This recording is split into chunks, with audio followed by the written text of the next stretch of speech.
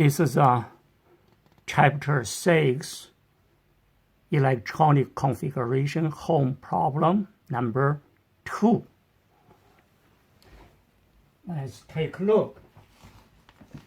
Part of the electron configuration of nitrogen is shown below. Complete the orbital diagram with the remaining 3 valence electrons. So the instruction here is complete each energy level from left to right. So we're talking about as 1, 2, 3, that's 3. The 2p energy level, energy orbitals. Okay, so there are 3 of those. Okay, fill them from left to right. Enter nothing.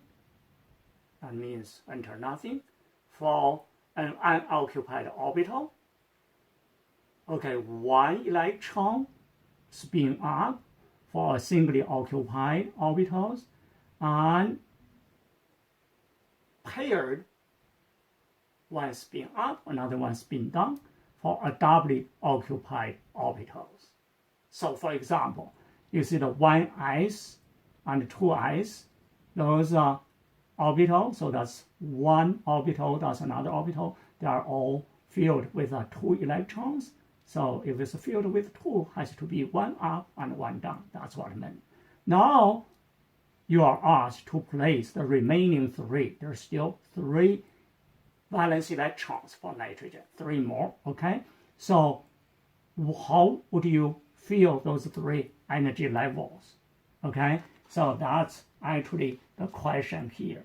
What is asked? So it's a little bit too small there to see. I'm going to write right here. That's the 3p orbitals. Okay, so of course the first one is pz, the second one is px, the third one is py. Okay, now you see there are certain ways we can do this, but there's only one way that's correct.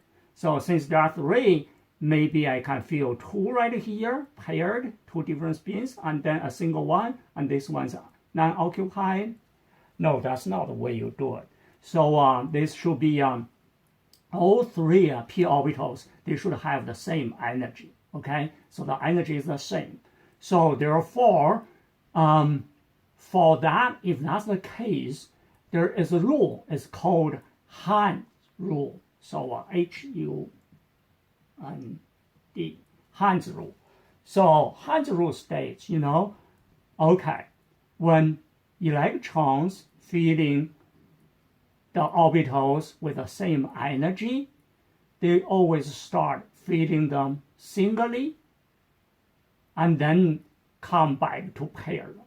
Okay, so therefore in this case, we'll just singly, they have to have the same spin.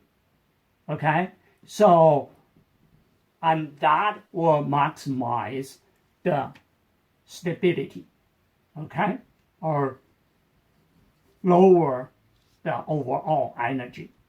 So yeah, then they should be the correct answer for this question. But